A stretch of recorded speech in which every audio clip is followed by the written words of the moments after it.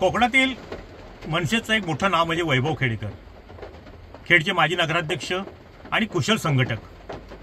पण त्यांना मनसेचे अध्यक्ष राज ठाकरे यांनी त्यांना मनसेतून त्यांच्यासह 2 जिल्हाध्यक्षांना बडतर्फ केलं, हे पक्षातून काढून टाकलं. वैभव खेडेकर हे 2017च्या थेट नगराध्यक्ष पदाच्या निवडणुकीत निवडून आले आणि त्यांनी आघाडी म्हणून एक शहर विकास आघाडी स्थापन केली होती. त्याच्यावरून त्यांनी निवडणूक लढवली आणि त्यांची निशाणी होती बॅट. त्याच्या समोर होते बिपिन पाटणे शिवसेनेचे. त्यांचा 700 मतांनी पराभव केला. वैभवकडे निवडून आल्यानंतर त्यांच्यासोबत त्यांनी भाजपचे त्यांच्याबरोबर काही नगरसेवक मनसेचे निवडून आले.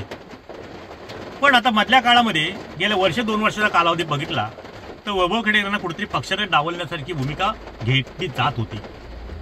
मग त्यांना राज ठाकरेंनी नाकारलेली भेट असेल किंवा त्यांच्या सहकाऱ्यांना त्यांना विश्वास न देता का जिल्हा कार्यकारिणी बरखास्त केली मनसेची, तो विषय असेल किंवा त्या साऱ्या घटनेनंतर त्यांनी ठेवलेलं स्टेटस असेल, या सगळ्या गोष्टी वारंवार चर्चेत येत होत्या. पण अखेर जे व्हायचं तेच झालं. पुढे मुख्यमंत्री, प्रदेशाध्यक्ष भाजपाचे रवींद्र चव्हाण, मुख्यमंत्री देवेंद्र फडणवीस यांची भेट घेतली. अशी चर्चा सुरू झाल्यानंतर लगेच त्यांना पक्षांना बडतर्फ करण्यात आलं. पण भाजपने कुठेतरी वैभव खेडेकरांना आपल्याकडे घेण्याकरता काही प्रयत्न सुरू केलेत असं समजतं. 5 किंवा 6 तारखेला खेडमध्ये त्यांचा भाजपचे प्रदेशाध्यक्ष रवींद्र चव्हाण, कदाचित मुख्यमंत्री देवेंद्र फडणवीस यांच्या उपस्थितीत प्रवेश होण्याची शक्यता आहे. पण भाजप वैभव खेडेकरांना घेऊन करणार काय असा प्रश्न सामान्य माणसाला पडला असेल. 2029 ची भाजपची तयारी आतापासून सुरू आहे. चिपळूण संगमेश्वरमध्ये प्रशांत यादवांचा प्रवेश किंवा आता वैभव खेडेकरांचा प्रवेश, जेणेकरून दापोली, मंडणगड, खेड या विधानसभा मतदारसंघात हे नाव वैभव खेडेकर चर्चेतलं आहे. उमेदवार उभं करणं स्वबळावरती त्याची ही महत्वाची तयारी आहे. तिथला जनाधार पाहिला तर साधारणपणे मनसेकडे त्यावेळेला वैभव खेडेकर उभे होते. त्यावेळी त्यांनी काहीतरी 6-7 हजार मतं घेतली होती अपक्ष म्हणून, आणि नंतरच्या काळामध्ये 5-10 हजार मतं, त्या 10-15 हजार मतं भाजपचे असं म्हटलं जातं. पण साधारणपणे हा आकडा 25,000च्या आसपास असेल जर वैभव खेडेकर भाजपमध्ये गेले आणि एकत्रित तरी निवडणूक लढवली तर. पण तेवढी निवडणूक निवडून येण्यासाठी आमदारकीला पुरेशी नाहीये.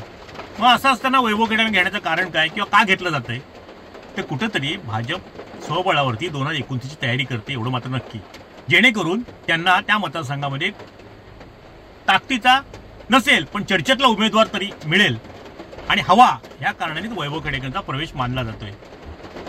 वैभव खेडेकरांच्या प्रवेशानंतर असं समजतंय झाल्यानंतर की त्यांना आर्थिक ताकद किंवा संघटना वाढीसाठी त्यांना बळ दिलं जाणार आहे.